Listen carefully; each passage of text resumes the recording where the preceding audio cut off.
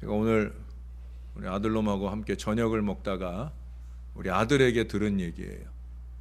우리 아들이 얘기할 때 그 느낌을 살리지 못할까 봐 우리 아들 보고 나와서 좀 얘기 좀 해달라 하고 싶은데 안 할 게 뻔하기 때문에 어쩔 수 없이 제가 해드리려 합니다. 마침 제가 오늘 드리려고 하는 얘기와 들어가는 얘기로 의미가 있을 것 같아서 그냥 우스개 이야기예요. 긴장하고 들으실 건 없고, 어떤 도인복장을 한 어떤 사람이 산에서 이렇게 내려오더랍니다. 아주 복장도 산에서 오래 수도를 한 그런 사람인 것처럼 보이더라는 거예요. 심지어 이 어깨에 살아있는 새를 이렇게 올려놓고 아주 자랑스럽게 내려오는 거예요. 그래서 어떤 사람이 그분을 붙들고 물어봤어요. 보아하니까 산에서 오래 수도하고 내려오시는 것 같은데 몇 년이나 산에서 사신 거냐고. 그러니까 17년을 내가 살다 왔다고. 대단하지 않아요? 예. 17년이라고 그러니까 놀랍잖아요. 그러니까 상대방이 또 그 얘기를 받아서 와, 대단하다고. 그러면 그 어깨에 있는 새랑 대화도 나누고 그러느냐고 그렇게 물었습니다. 그랬더니 이 사람이 옆을 이렇게 보더니 깜짝이야 그러면서 자기 어깨에 있는 그 새 때문에 놀랐더라 하는 그런 얘기입니다. 우리 아들이 할 때보다는 좀 덜 재밌는 것 같은데 저는 그 얘기를 들으면서 그런 생각을 했어요. 이 사람이 이제 집에 돌아갈 때가 됐구나. 그렇잖아요. 17년 아니라 27년이라도 그가 그마한 일에 놀랄 수밖에 없는 사람이라면 이제 돛 닦는 일 그만하고 아마 집으로 돌아가야 되지 않을까 하는 생각을 합니다. 여러분 혹시 서태지와 아이들이라고 하는 그룹을 기억하셔요? 거의 열광하고 그 그룹을 좋아한 사람들이 아니라 할지라도 아마 다 그 이름을 기억할 거예요. 우리 여기 세영이나 이런 친구들은 또 모르는 이름일 수도 있지요. 이 서태지와 아이들의 그 아이들, 그냥 아이들이죠. 우리가 얘기하면 그 서태지와 동료들일 수 있어요. 근데 이제 오늘날로 보면 이 아이들이라고 하는 것은 영어로 보면 두 가지 표현으로 이해할 수 있어요. 영어로 아이들 그러면 IDLE 하면 게으른 사람, 이렇게 표현할 수도 있고요. 또 요즘에는 그냥 그룹만 져갖고 나오면 무조건 다 아이돌 그러잖아요. 그렇죠? IDOL, 우상이라는 말이죠. 어쩌면 그때 이 서태지와 아이들보다는 서태지와 아이돌 했으면은 훨씬 더 오래 인기를 끌지 않았을까 하는 그런 생각도 해보는 분들이 있어요. 왜? 이미 그들은 그 시기 오늘날 보통 아이들이 얘기하는 그 아이돌 그룹, 바로 그들 가운데 들어간 사람이었기 때문입니다. 그 당시 10대들의 우상이었죠. 저는 좀 놀라움도 있어요. 왜냐하면 그 사람들이 내놓은 앨범이 고작 4개예요. 4개. 물론 이제 크고 작은 소 앨범들도 있지만 공식적으로는 4집까지 앨범을 낸 게 전부입니다. 근데 이 4개의 앨범을 가지고 그렇게 오랜 동안 대단한 인기를 끈다는 것이 정말 놀라운 거예요. 그러니까 아마 전무후무하지 않을까 하는 생각을 해요. 그런데 그 4집 4번째 우리가 이제 지금 지나온 다음에 보면은 그게 마지막 앨범이 되는데 그때만 해도 그냥 4집 앨범으로서 나온 거예요. 그 4집 앨범의 가장 메인 타이틀 노래가 뭐냐면 그 노래의 이름이 컴백홈입니다. 컴백홈, 집으로 돌아가라, 집으로 돌아와라 하는 그런 노래예요. 전 그 당시 그 컴백홈 하는 그 제목을 들을 때 또 노래를 들을 때 좀 의외였어요.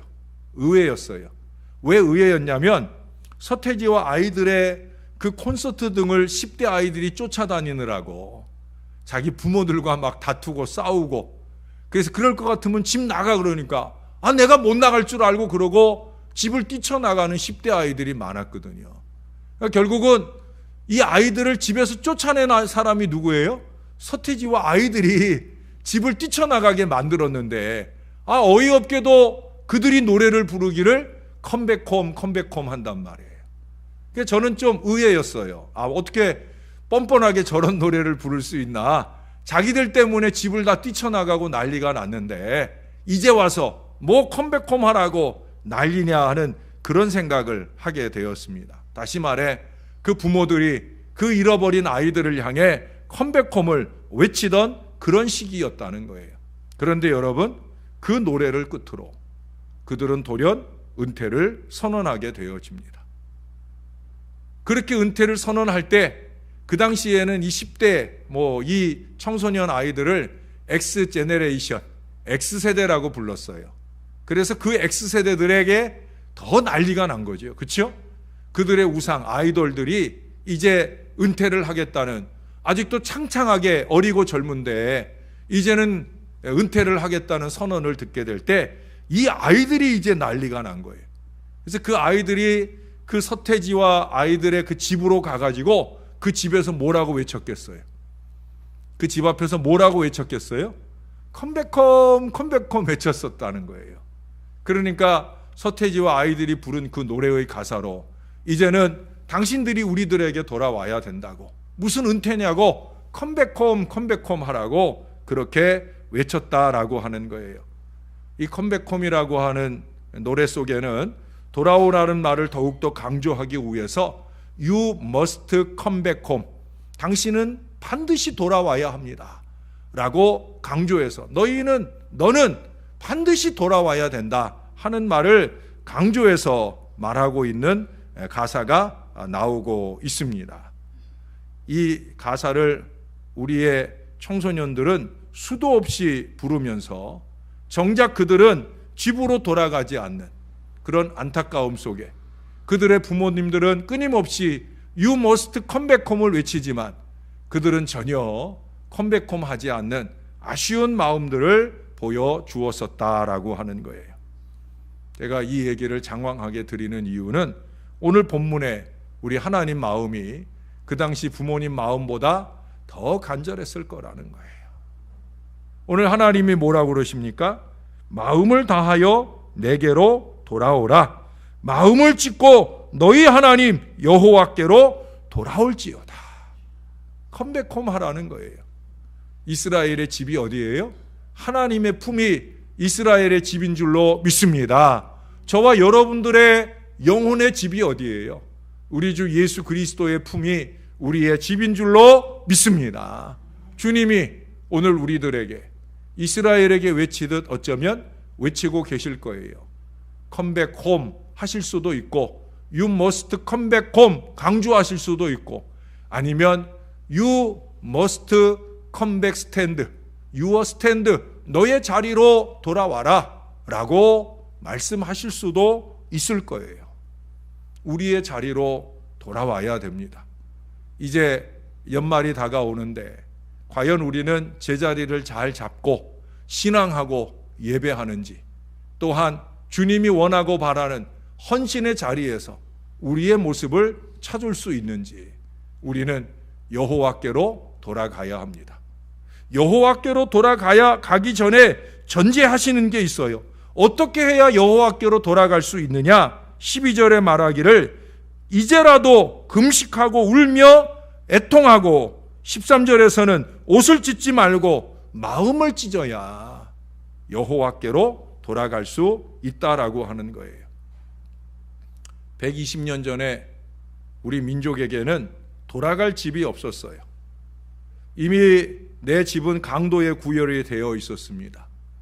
민비가 시해되는 것을 계기로 해서 그 이후 청일전쟁이 일어나고 또 이어서 을사보호조약으로 이어진 일본의 강제적 보호의지가 우리 한일 합방을 통해 혹독한 식민정책으로 발전을 하게 되어집니다. 그 당시 전국적으로 약 4만의 일본 경찰과 군인들이, 또 그들의 앞잡이 노릇을 하는 더 많은 우리 한국 사람 20만 명의 헌병 보조원들이, 4만의 이 일본 경찰이나 군인보다 더 나쁜 인생들은 바로 그 앞잡이 노릇하는 헌병 보조원 20만 명의 조선징, 조선 사람들이죠. 한심하기 이를 데 없는 그들로 통하여 결국 창씨개명이라든지 신사참배라든지 그야말로 우리의 종교와 교육계를 장악하는 여러 가지 노력들이 일본과 일본의 앞장선 사람들에 의해서 이루어집니다. 민족의 기운이 감도는 명산이라고 하는 곳마다 쇠말뚝을 받거나 또 심지어 우리 국왕이 국정을 다스리던 곳이었던 창경궁을 동물원으로 개조해서 여러분 어린 시절 그곳에 소풍을 가보셨 분들은 그때 이름이 뭐예요? 창경원이죠. 동물들 갖다 놓고 우리는 왕궁을 구경하러 간 것이 아니라 동물을 구경하러 가는 그런 소풍의 세월을 지냈던 적도 있습니다. 백성들의 살림과 재산을 몰수하고 젊은 소녀들을 성적 놀이개로 잡아가고 많은 젊은이들을 총알바지로 잡아갔어요. 미개하고 열등한 민족은 잘 가르치고 도와주어야 한다는 미명하에 그들은 황국 식민화 정책을 주창하며 갖가지 모양의 착취와 박해를 서슴지 않았습니다.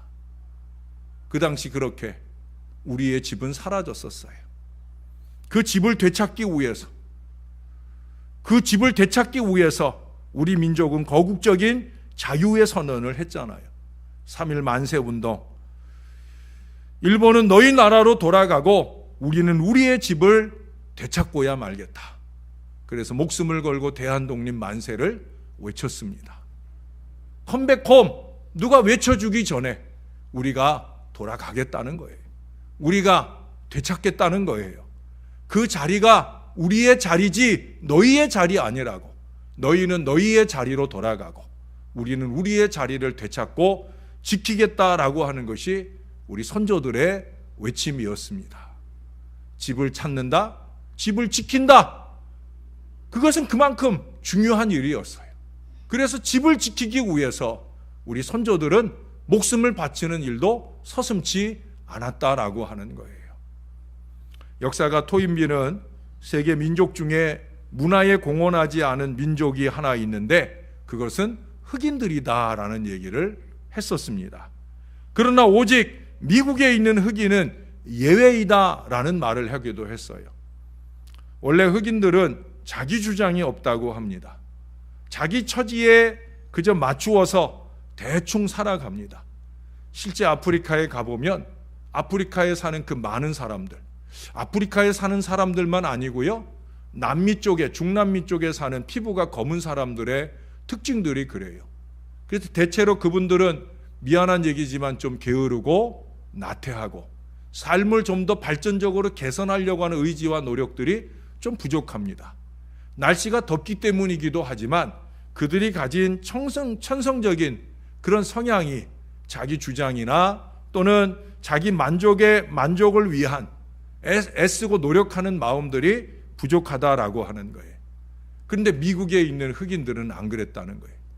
백인들과 동화하고 살면서 그들이 가진 자기 주장, 적어도 사람이 사람답게 살아야 할 주장은 그들은 외치는 일을 주저하지 않았다는 거예요. 우리가 잘 아는 흑인 민권 운동가였던 마틴 루터 킹 목사를 비롯한 많은 흑인들이 진정한 자유를 선언하면서 항거하는 역사를 통해 오늘의 흑인 문화가 어쩌면 미국 땅에 정착되어지고 전 세계에 펼쳐지고 있는 것이 아닌가 하는 생각을 해보게 됩니다. 그만큼 중요한 게 뭐냐? 자유를 선언하는 거예요. 자기의 자리를 회복하기 위한 그 선언을 하는 거예요. 마틴 루터 킹 목사님을 비롯한 많은 흑인 민권 운동가들이 외쳤던 게 뭐겠습니까? 우리의 자리를 우리가 회복하겠다는 거예요. 우리의 자리를 더 이상 침노하지 말라는 거예요. 우리는 우리의 자리를 지키고야 말겠다는 거예요. 그것을 위해서 목숨을 걸었고 그로 인해서 생명을 잃는 분도 있었다라는 것을 우리가 압니다. 그러나 자유를 지키고 자리를 지키는 것은 그만큼 목숨을 걸 만한 일이라는 거죠. 여러분, 역사 속에 보면 이 자유를 위한 놀라운 항거들은 상당히 숭고한 걸 많이 보여줍니다. 프랑스 혁명가들은 자유가 아니면 죽음을 달라고 외쳤잖아요. 차라리 죽으면 죽었지 자유롭지 못하게 사는 건 싫다. 그런 외침을 외쳤다는 거예요. 뭐 가까운 북한 동포들도 자유를 갈망하며 목숨을 건 탈출을 했던 그런 역사들을 우리가 잘 알고 있어요. 아까 말씀드렸던 우리 민족의 3.1운동을 비롯한 35년간의 항거, 이것들도 역시 자유의 소중한 노력이 아니었는가 싶어요. 왜 그런 노력을 기울이겠습니까? 자리를 지키기 위한 거예요. 자리를 회복하기 위한 거예요. 사랑하는 여러분, 오늘 요엘 선지자가 하나님의 말씀을 선포하던 시기, 그 시기는 어떤 시기냐? 땀 흘려 풍년이 됐는데 이제 수확을 할 시기가 되었을 때 거대한 메뚜기 떼가 와가지고 그 모든 식량들을 다 쓸어간 때예요. 마치 논밭의 모든 곡식들이 불에 탄 것처럼 손에 쥘 것이 하나도 없는 그런 답답한 상황을 만나게 된 거예요. 그것만 아니에요. 그 이후 가뭄이 계속되면서 들판은 더욱더 황량해져 갑니다. 그래서 들판에 굶주린 짐승들의 울부짖는 소리만 가득하더라는 거예요. 그 짐승들이 울부짖으며 혹여라도 사람을 생할까 싶어서 누구도 들판에 함부로 나갈 수 없는 그런 무섭고 힘겨운 시기를 지나고 있다는 거예요. 북방의 아수르와 바벨론이 호심탐탐 남침의 기회를 노리고 있는 바로 그런 시기라는 거예요. 여러분, 이 모든 재앙이 하나님의 징계에 의한 줄을 이스라엘이 깨닫기를 원하면서 오늘 요엘은 이 선포의 말씀을 하고 있어요. 뭐라고요? 하나님께 돌아오라고. 하나님께 돌아오라고. 풍요와 자유의 보장이 되시는 하나님 품 안으로 돌아오라고. 근데 여러분, 여기 14절에 보면 의외의 말씀을 하셔요.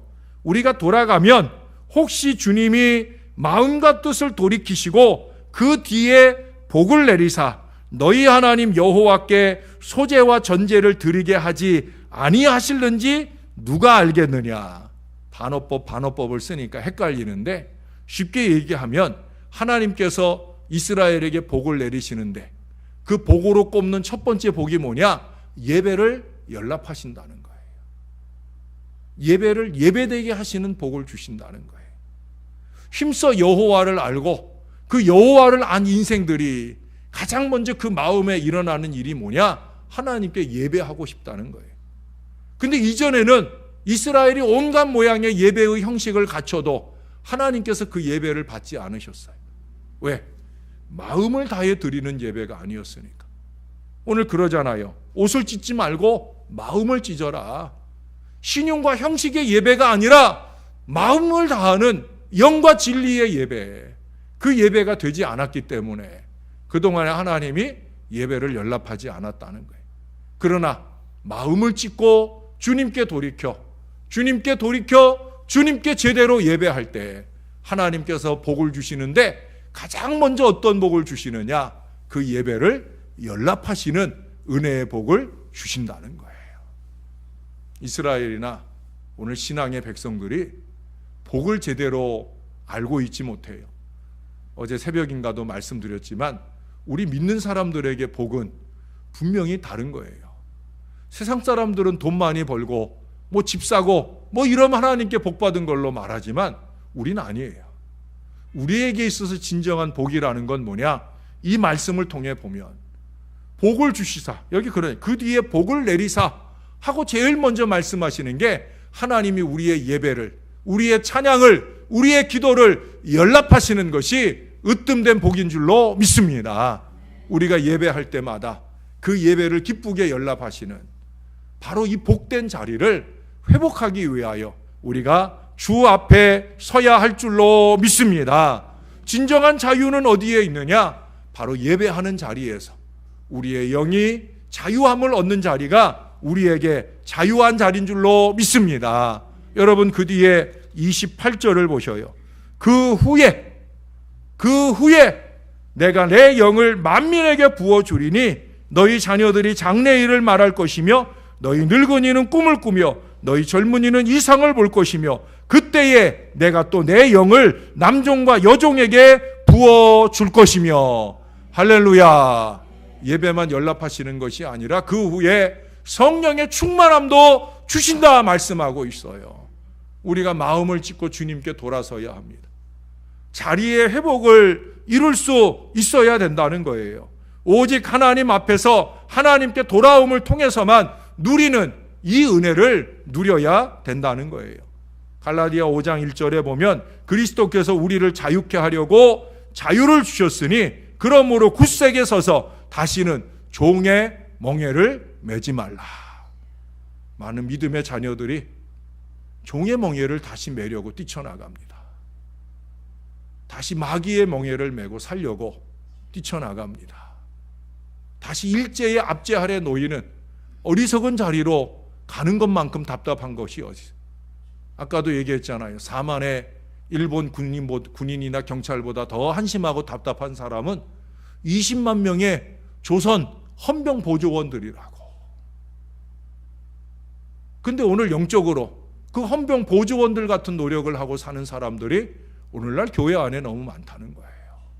사단의 앞잡이 노릇하는 줄도 모르고 그 어리석은 일들을 반복하며 자기가 마땅히 있어야 할 자리, 예배의 자리, 신령한 자리, 은혜 받는 자리를 외면하고 가는 사람들이 많이 있다는 거예요. 충분한 이유가 있겠죠. 변명이 있을 거예요. 핑계가 있을 겁니다. 그런데 여러분, 오늘 15절을 한번 봐보십시다. 아니 16절을 봐보십시다. 백성을 모아 그 모임을 거룩하게 하고 장로들을 모으며 어린이와 젖 먹는 자를 모으며 신랑을 그 방에서 나오게 하며 신부도 그 신방에서 나오게 하고 여호와를 섬기는 제사장들은 낭실과 제단 사이에서 울며 이르기를 여호와여 주의 백성을 불쌍히 여기소서. 주의 기업을 욕되게 하여 나라들로 그들을 관할하지 못하게 하옵소서. 어찌하여 이방인으로 그들의 하나님이 어디 있느냐 말하게 하겠나이까 할지어다. 여기 보면은 장로들을 부르고 장로들을 모으고 제사장들을 모으는 거는 당연한 일일 수 있어요. 그런데 여기 뭐라고 그래요? 어린이, 심지어 젖 먹는 자까지 모아라. 또 신랑과 신부도 그 신방에서 나오게 하라. 여러분, 옛날 이스라엘은 전쟁이 나서 군사를 소집을 할 때에도 이제 갓 결혼한 사람들은 그 소집에서 제외해 줬어요. 신혼 때니까 얼마나 좋은 때냐? 그때는 좀 자유와 여유를 누려라. 그러고 안 모았어요. 부르지 않았다는 거예요. 근데 지금은 아니라는 거예요. 이유가 필요 없다는 거예요. 핑계가 필요 없다는 거예요. 지금은 마음을 다해서 모여야 될 때라는 거예요. 지금은 마음을 다해서 컴백홈, 우리 주님의 품 안으로 돌아와야 될 때라는 거예요. 주님이 그렇게 이스라엘에게 말씀하시듯 저와 여러분에게 말씀하시는 줄로 믿습니다. Come back to the heart of God. 예? 하나님의 마음으로 돌아와야 되는 거예요. 저와 여러분들이 마땅히 있어야 할 자리로 돌아와야 되는 거예요. 이 악한 사단의 이 종의 멍에를 떨쳐버리고 쉽고 가벼운 주님의 멍에를 매기 위하여 우리가 주님의 품 안으로 몰려와야 되는 거예요. 상하고 통해하는 심령에게 가까이 하시는 그리스도에게로 우리가 먼저 우리의 자리를 찾는 것은 물론이고, 우리가 세상에 대하여 죽어가는 사람들을 향하여 자기의 있어야 할 자리에 있지 않은 사람들을 향하여 우리도 한 목소리로 외쳐야 되는 거예요. 뭐라고? Come back home. Come back home. Come back your stand. 당신의 자리로 돌아오세요.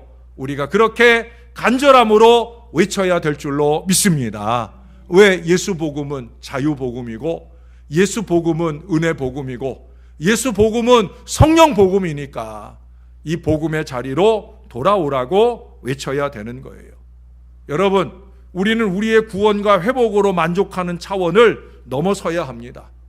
우리가 찬양하는 것도 내가 하나님을 높이는 차원에서 이제는 나의 찬양이 다른 사람의 찬양을 자극할 수 있는 선포와 자랑이 되어야 되는 거예요. 따라서 한번 해보십시다. 찬양의 자리로 돌아오라.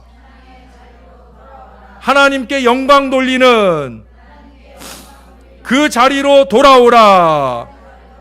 성령 충만의 자리로 돌아오라. 아멘. 외쳐야 되는 거예요. 우리의 삶과 찬양으로, 또한 우리의 간절한 기도로 이 자리의 회복을 자극할 수 있는, 꾸준하게 그 자극을 이룰 수 있는 이 믿음의 노력이 이루어져야 된다는 거예요. 우리가 영어 잘 못해도 이 세 단어는 할 수 있잖아요. 컴백홈, 컴백홈.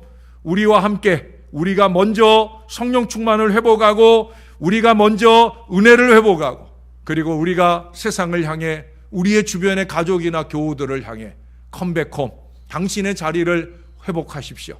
찬양하는 자리, 예배하는 자리, 헌신하는 자리, 그 자리를 회복하십시오.